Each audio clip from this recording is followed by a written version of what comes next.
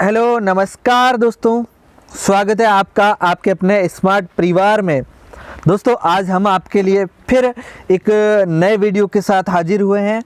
दोस्तों आपकी प्रतियोगी परीक्षा की तैयारी को मजबूत बनाने के लिए हम हमेशा आपके लिए स्टैटिक जीके के वीडियोस लाते रहते हैं। दोस्तों अपनी मंजिल को भुलाकर जिया तो क्या जिया है, दम तुझ में तो उसे पाकर दिखा, लिख दे खून से अपनी कामयाबी की कहानी और बोल दे उस किस्मत को, अगर है औकात तो रोक कर दिखा। क्या मेरे दोस्तों, अगर है औकात तो रोक कर दिखा।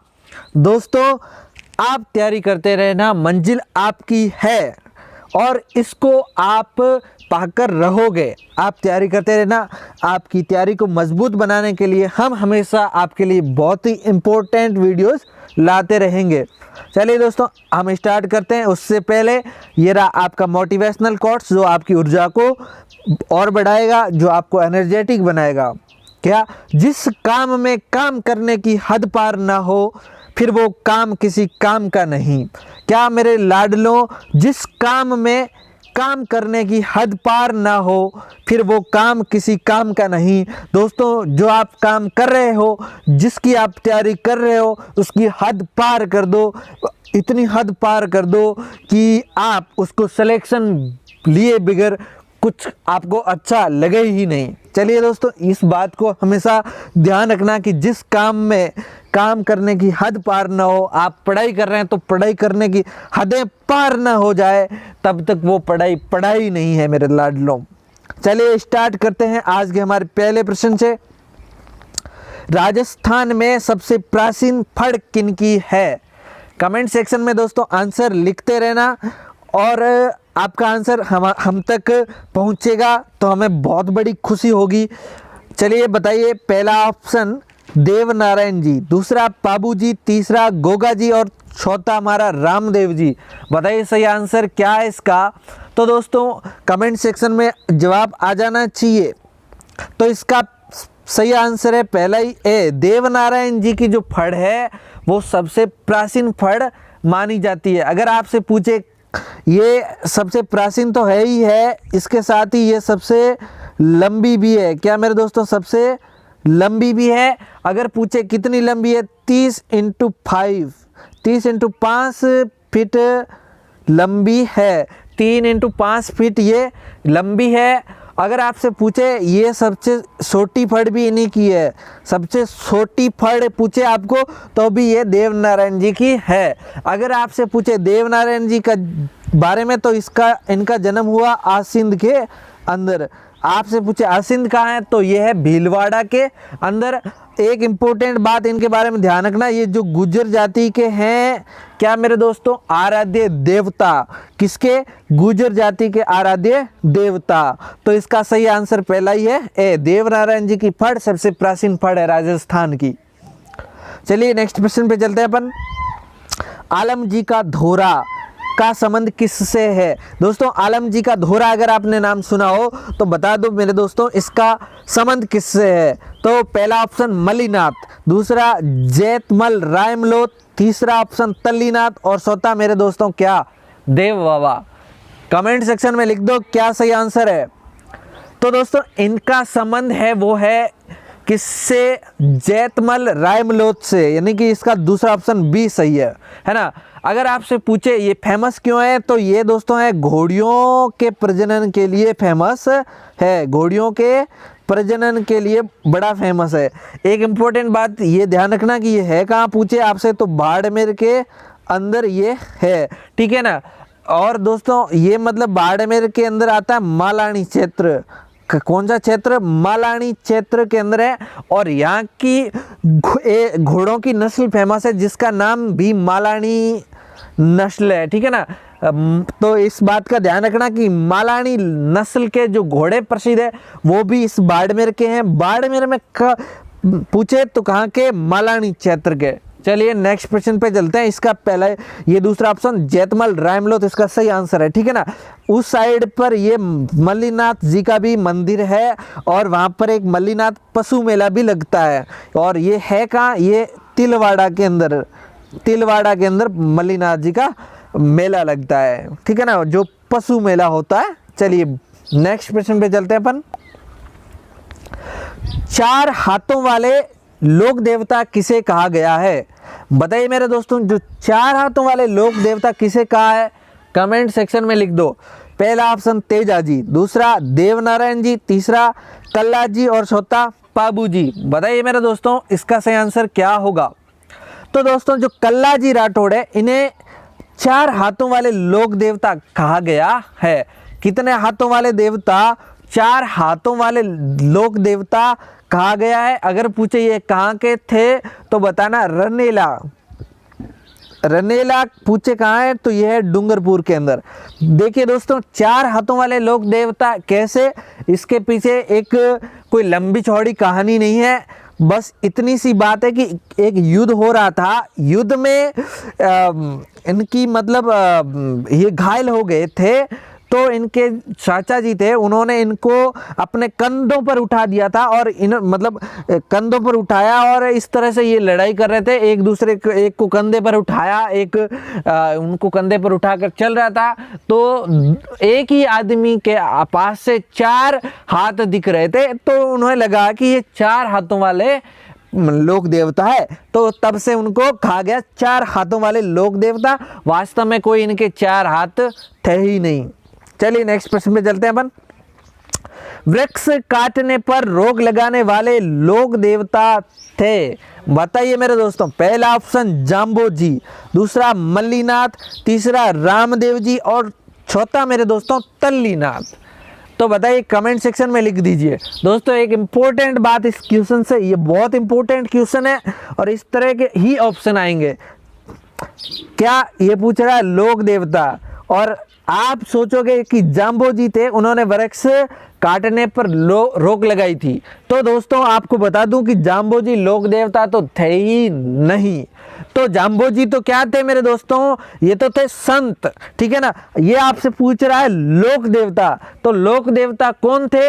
ये थे तल्लीनाथ जी। तो इसका सही आंसर है डी, तल्लीनाथ जी थे, उन्होंने वृक्ष काटने पर रोक लगाई, ठीक है ना। अगर आपसे पूछे ये कहां पर थे, इनका प्रमुख स्थल कौन सा है, तो ये है पंचमुखी पहाड़ी। कौन सी पहाड़ी? पंचमुखी पहाड़ी। ये है कहां? तो ये है पंचोडा गांव के अंदर। और पंचोडा गांव है कहां? यह है जालोर के अंदर। तो ये यहाँ इनका प्रमुख स्थल है। ये बहुत ही बड़े प्रकृति प्रेमी इंसान थे और मतलब लोक देवता थे, इसलिए इन्होंने वृक्ष काटने पर रोक लगाई, ठीक है ना। और एक इम्पोर्टेंट बात ये भी ध्यान रखना कि ये जो पंचोडा मतलब इनका जो क्षेत्र है, इसे राजस्थान सरकार ने ओरण घोषित कर दिया। क्या घोषित कर दिया? ओरण, ठीक है ना। ओरण मतलब जहां पर कोई वृक्ष नहीं काट सकता है ना, वहां पर पेड़ पौधों को सुरक्षित रखा जाता है। चलिए नेक्स्ट प्रश्न पे चलते हैं अपन। ये रहा हमारा नेक्स्ट प्रश्न। क्या कह रहा है? भूमि रक्षक देवता किसे कहते हैं? दोस्तों क्या भूमि रक्षक देवता किसे कहते हैं? कमेंट सेक्शन में जवाब आ जाना चाहिए। बहुत ही सरल क्वेश्चन है और एग्जाम पॉइंट व्यू से बहुत इंपॉर्टेंट है। बताइए। पहला ऑप्शन मामदेव, दूसरा जुंजार जी, तीसरा पत्ता जी और चौथा भूमिया जी। बताइए सही आंसर क्या है? तो दोस्तों जो भूमि रक्षक देवता कहते हैं भूमिया जी को, क्या कहते हैं, किसे कहते हैं? भूमिया जी को भूमि रक्षक देवता कहते हैं। इनको और कहते हैं क्षेत्रपाल। इनका अन्य नाम पूछे तो क्षेत्रपाल। एक और अन्य नाम ध्यान रखना, खेतपाल। क्या? कौन सा पाल? खेतपाल। यहाँ क्षेत्रपाल, यहाँ भूमिया जी। इनको हम लोग क्या कहते हैं? भूमि रक्षक देवता कहते हैं। चलिए अगले प्रश्न पे चलते हैं अपन। नागणेशी माता का प्राचीन मंदिर कहाँ है? बताइए कमेंट सेक्शन में फटाफट आंसर आ जाना चाहिए। पहला ऑप्शन मंडोर, दूसरा नागाना, तीसरा नाडोल और चौथा मेरे दोस्तों बीकानेर। कमेंट सेक्शन में लिख दो। दोस्तों नागणेशी है, ये राठौड़ों की है कुल देवी। किसकी कुल देवी है? राठौड़ों की क्या है मेरे दोस्तों? कुल देवी। एक इम्पोर्टेंट बात, ये आपसे प्रश्न सीधा सीधा पूछा जा सकता है कि राठौड़ों की कुल देवी किसे कहते हैं, तो आप आंसर बता देना, नागणेशी माता। इनका प्राचीन मंदिर मेरे दोस्तों कहाँ पर है, तो ये है नागाना के अंदर। इसका बी ऑप्शन सही हो जाएगा। नागाना कहाँ है, बाड़मेर के अंदर, ठीक है ना। अगर आपसे पूछे इनका और मंदिर कहाँ पे है, तो ये मंडोर के अंदर है। और मंडोर कहाँ पर है, मंडोर जोधपुर के अंदर। एक और अन्य मंदिर इनका कहाँ बना हुआ है, बीकानेर के अंदर भी बना हुआ है, ठीक है ना। तो आपसे पूछा है कि प्राचीन मंदिर कहाँ है, तो प्राचीन मंदिर है नागाना के अंदर। चलिए अगले प्रश्न पे चलते हैं अपन। थार की वैष्णो देवी किसे कहते हैं, बताइए मेरे दोस्तों, कमेंट सेक्शन में आंसर लिख दो। थार की वैष्णो देवी किसे कहते हैं? पहला ऑप्शन बाण माता, दूसरा सुंदा माता, तीसरा तनोट माता और चौथा मेरे दोस्तों केवाय माता। क्या आंसर सही होगा, कमेंट सेक्शन में जवाब आ जाना चाहिए।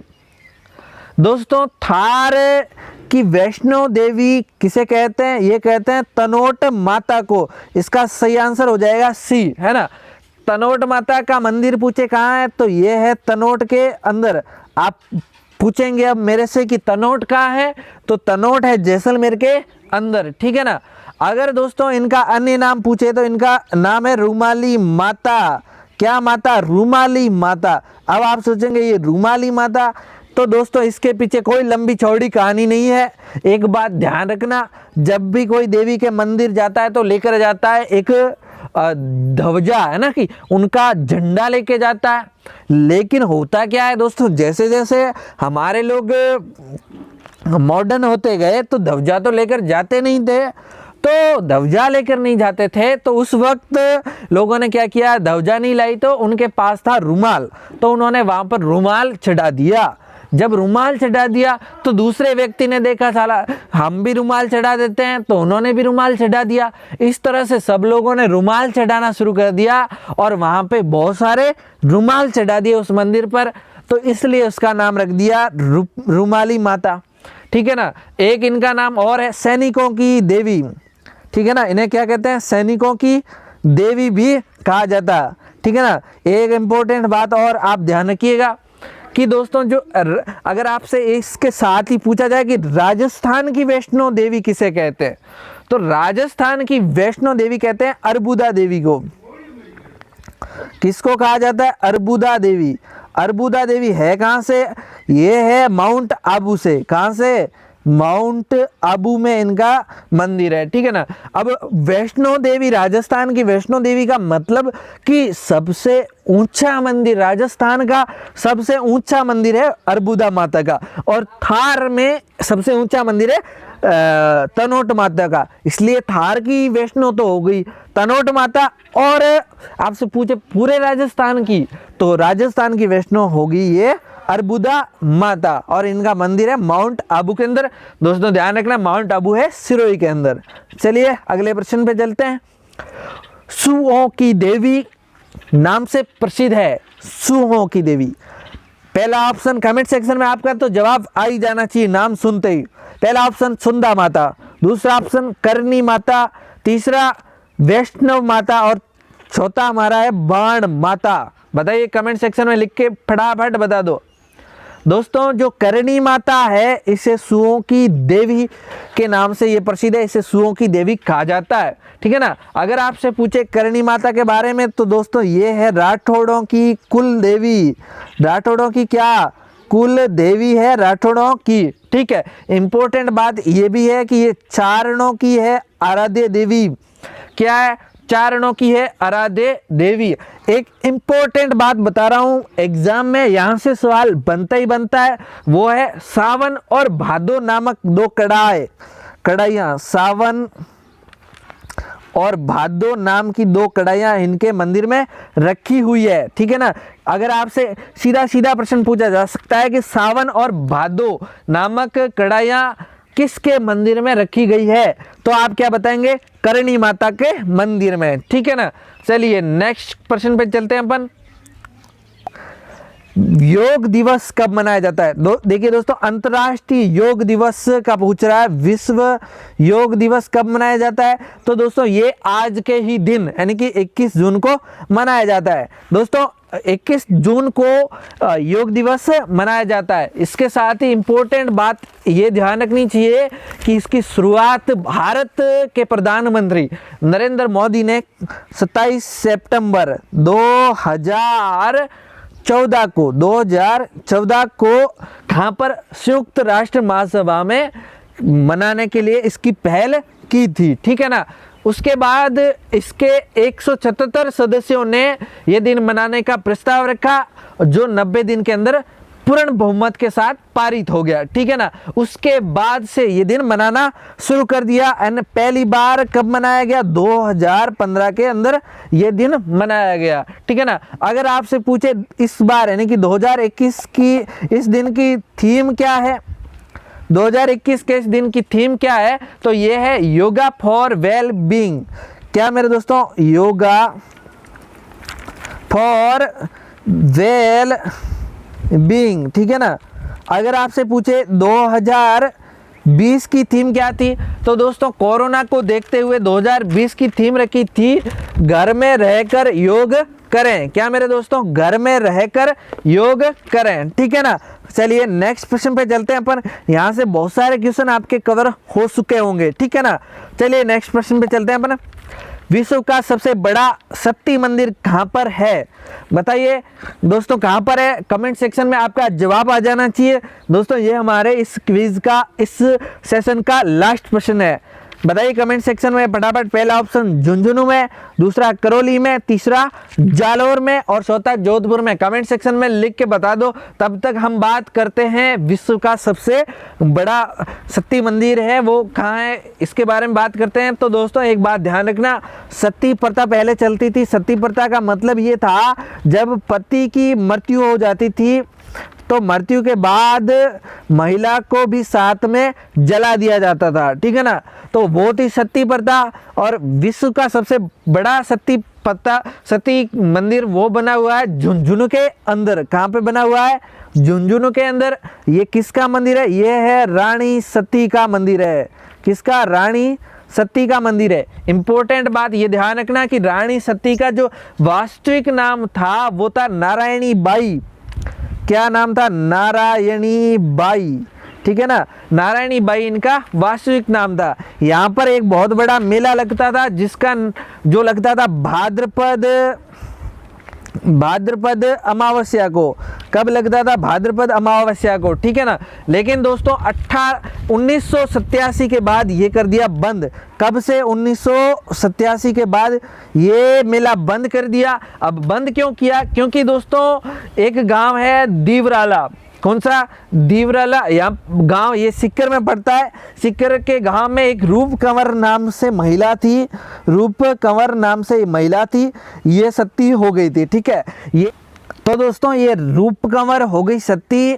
तब सरकार ने देखा कि अगर इस तरह से महिलाएं सती होती है तो समाज के अंदर गलत मैसेज जाता है और इससे ये कुप्रथा वापस बढ़ सकती है। तो उन्होंने इस मेले पर तो रोक लगाई। इसके साथ साथ एक अधिनियम बनाया, सती निवारण अधिनियम। कब बनाया? 1987 के अंदर, ठीक है ना। तब से हमारे भारत में या राजस्थान की बात करें तो राजस्थान में सती प्रथा पर तुरंत पाबंदी है, कोई महिला सती नहीं हो सकती, ठीक है ना। चलिए दोस्तों ये थे हमारे आज के प्रश्न जो आपकी प्रतियोगी परीक्षा में बहुत इंपॉर्टेंट है। कहीं ना कहीं आपकी प्रतियोगी परीक्षा में टपक ही सकते हैं। क्या मेरे दोस्तों? टपकेंगे, ठीक है ना। क्या होगा? टपकेंगे, ठीक है ना। इंपॉर्टेंट बात यह है कि आप इन प्रश्नों को एक बार पुनः रिवाइज कर लेना और इसको अच्छे से तैयार कर लेना। आपके एग्जाम पॉइंट व्यू से बहुत इंपॉर्टेंट है।